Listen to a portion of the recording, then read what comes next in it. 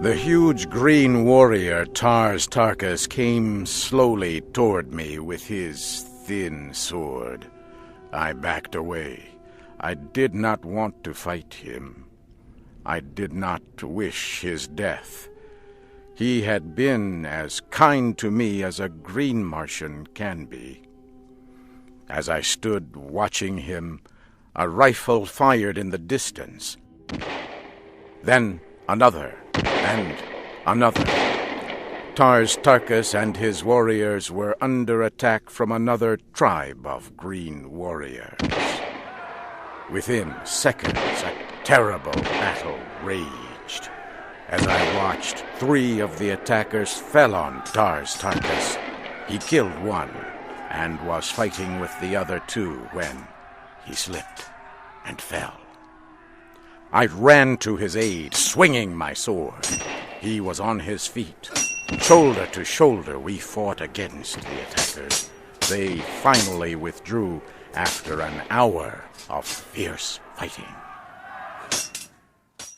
John Carter, I think I understand the meaning of the word friend. You saved my life when I was about to take yours. From this day, you are no longer a captive among our people, but a leader and great warrior among us. There was a smile on his face. Once again, he took off a metal band from his arm and gave it to me. I have a question for you, John Carter. I understand why you took the Red Woman with you. But why did Sola leave her people and go with you? She did not want to see me or the princess harmed. She does not like the great games held by your people where captives are led to die. She knows if she is caught, she too will die in the games. She told me she hates the games because her mother died there. What? How could she know her mother? She told me her mother was killed in the games because she had hidden the egg that produced her.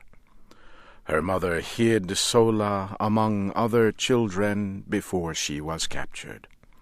Sola said she was a kind woman, not like others of your tribe.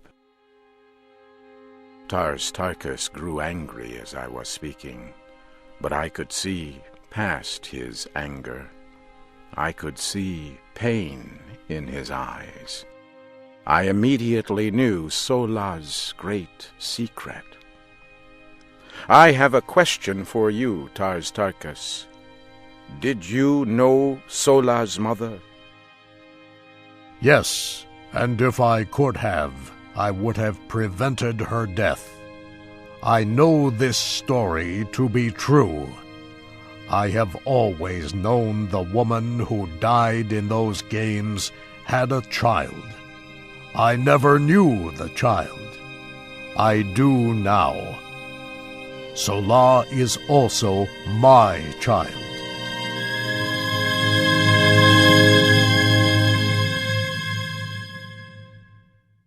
For 3 days we followed the trail left by the Princess Deja Torres, Sola, and poor ugly Wula. At last we could see them in the distance. Their animal could no longer be ridden. They were talking. When we came near, Wula turned to fight us. I slowly walked to him with my hand out. Sola was standing nearby. She was armed and prepared to fight. The princess was lying next to her feet. Sola, what is wrong with the princess? She has been crying much these past few days, John Carter. We believed you died so we could escape. The thought of your death was very heavy on this woman, my friend Deja Thoris. Come and tell her you are among the living. Perhaps that will stop her crying. I walked to where the Princess Deja Thoris was lying on the ground. She looked at me with eyes that were red from crying. "Princess, you are no longer in danger. Tars Tarkas has come with me as a friend. He and his warriors will help to see you safely home. And Sola, I would have you greet your father, Tars Tarkas, a great leader among your people. Your secret no longer means death to anyone. He already knows you are his daughter. The two of you have nothing to fear." Sola turned and looked at Tars Tarkas. She held out her hand. He took it. It was a new beginning for them. I know our world has never before seen anyone like you, John Carter. Can it be that all Earthmen are like you? I was alone, a stranger, hunted, threatened, yet you would freely give your life to save me. You come to me now with a tribe of green warriors who offer their friendship. You are no longer a captive, but wear the medal of great rank among their people. No man has ever done this. "Princess, I have done many strange things in my life, many things much smarter men would not have done. And now, before my courage fails, I would ask you to be mine in marriage."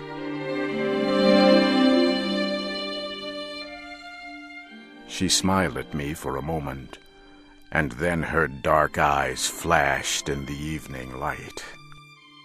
You have no need of your courage, John Carter, because you already knew the answer before you asked the question.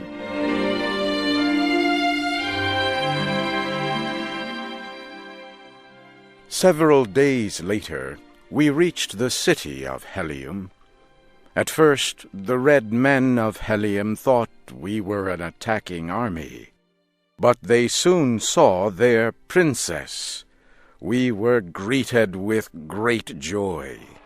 Tars Tarkas and his green warriors caused the greatest excitement. This huge group of green warriors entered the city as friends and allies. I soon met Tardos Mors, the grandfather of Deja Thoris. He tried several times to thank me for saving the life of the princess, but tears filled his eyes, and he could not speak.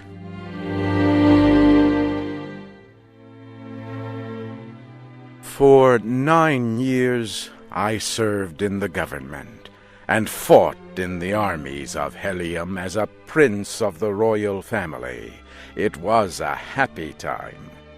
The Princess Deja Thoris and I were expecting a child. Then, one day, a soldier returned from a long flight. When he landed, he hurried to the great meeting room. Tardos Mors met with the soldier and reported that every creature on the planet had but 3 days to live. He said the great machines that produced the atmosphere on the planet had stopped producing oxygen. He said no one knew why this had happened, but there was nothing that could be done. The air grew thin within a day. Many people could do nothing but sleep. I watched as my princess was slowly dying. I had to try something. I could still move with great difficulty. I went to our airport and chose a fast aircraft. I flew as fast as I could to the building that produced the atmosphere of the planet. Workers were trying to enter. I tried to help. With a great effort, I opened a hole. I grew very weak. I asked one of the workers if he could start the engines. He said he would try. I fell asleep on the ground. It was dark when I opened my eyes again. My clothing felt stiff and strange. I sat up. I could see light from an opening. I walked outside. The land looked strange to me.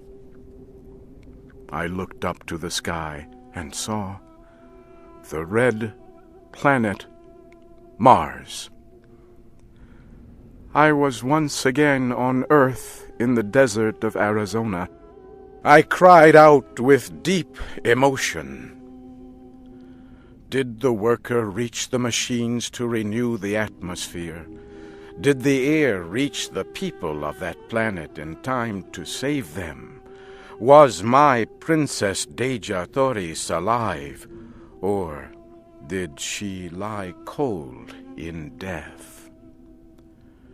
For 10 years now, I have watched the night sky looking for an answer. I believe she and our child are waiting there for me. Something tells me that I shall soon know.